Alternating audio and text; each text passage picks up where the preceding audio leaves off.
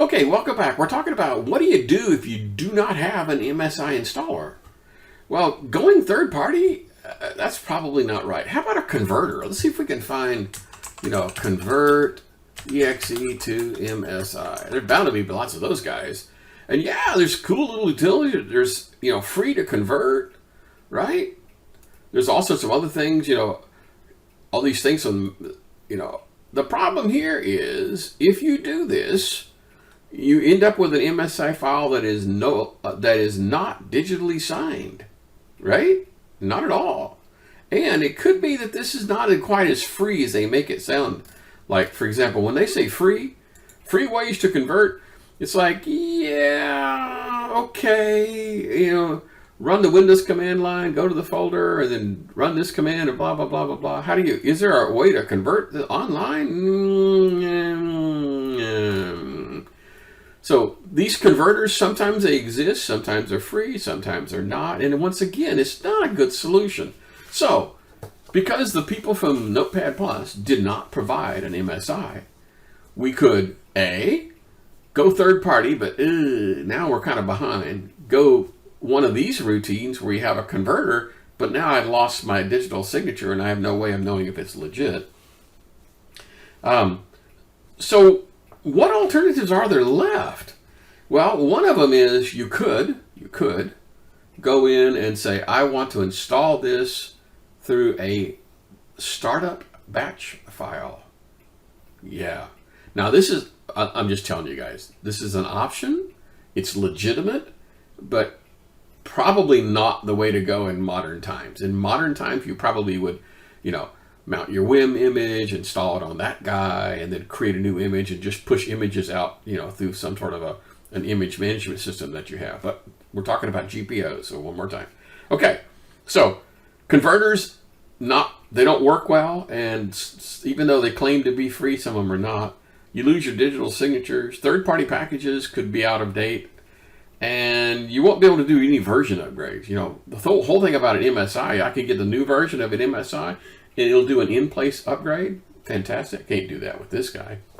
So I need to have a script that allows me to do an install. So here we go. I'm going to create me a new guy here. And we're going to call this one install Notepad. I'm probably not, I don't really know if they, I don't really know if they like the .++ thing, but I'm going to go ahead and assume that they do.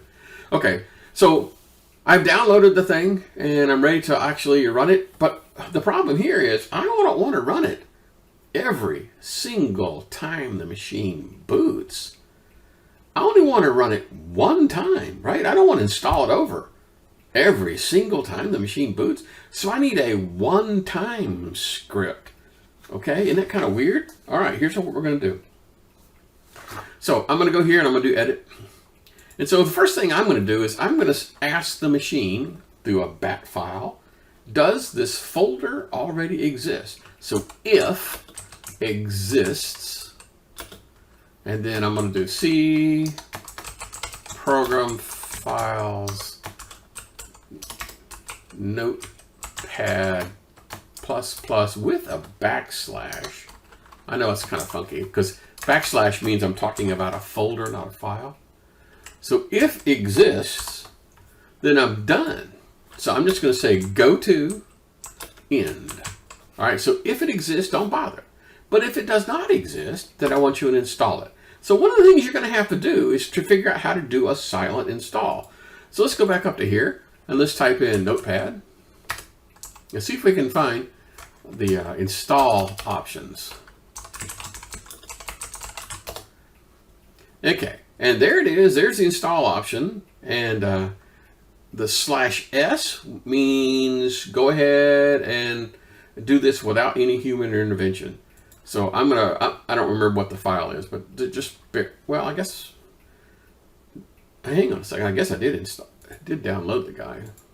Yeah, there it is. So I'm just gonna do a rename on this guy, and just so I can grab it and then close. Okay, cool. So I'm gonna go to here, and I'm gonna say .exe/s, okay? So then, if it does exist, I want to have it say :end, like that. Okay, what that basically means is, if the Notepad+, it already exists on my current machine, don't bother. If it doesn't exist, then run this command. Now, this is actually not a very sophisticated way of doing business, is it, right? I need to have some way of saying, you know, does it exist? And probably one of the things you got to do in all the bat files is tell it, don't echo the commands on the screen. So I'm going to say @echo off. That means they'll get a flash of a box pop up. Well, not this part because there's no human, but on the other one, you'd have this thing just pop up and it would show what you're typing. And yeah, they don't need to know that. It'd be just a blank screen pops up, you know, a black command prompt. Poof, then it disappears. Poof. But anyway, this is the way you kind of sort of do this if you absolutely positively had to. Okay, so installing Notepad on a GPO would be a startup guy, right? That makes sense. And you would have to go research whether or not there is an MS file. If there's not, then figure out where the silent switch is. Okay, all this good stuff. Okay, so there's an awful lot of complications that could happen in something like this. The honest-to-God real MSI installer is clearly the way to go. Because, you know, what if it was installed in a different directory? Oops. What if the PC is actually a 64-bit PC and not a 32-bit PC? Oops. You know, what if the install fails? Well, that means you're just going to get installed over and over and over and over again. So, right, come on guys, this is not perfect, but it is a good exercise on how to use a GPO to do startup files and logon files. Okay, I think this is about enough for you guys. I do have an assignment coming up where you're actually going to have to do this. So I'm warning you, learn how to get to the physical path and how to create these things and then copy them. You know, create them in your documents and then copy them at that location. Okay. Because getting back to those guys and editing them, that is going to be a little rough. Okay, see you guys in the next video.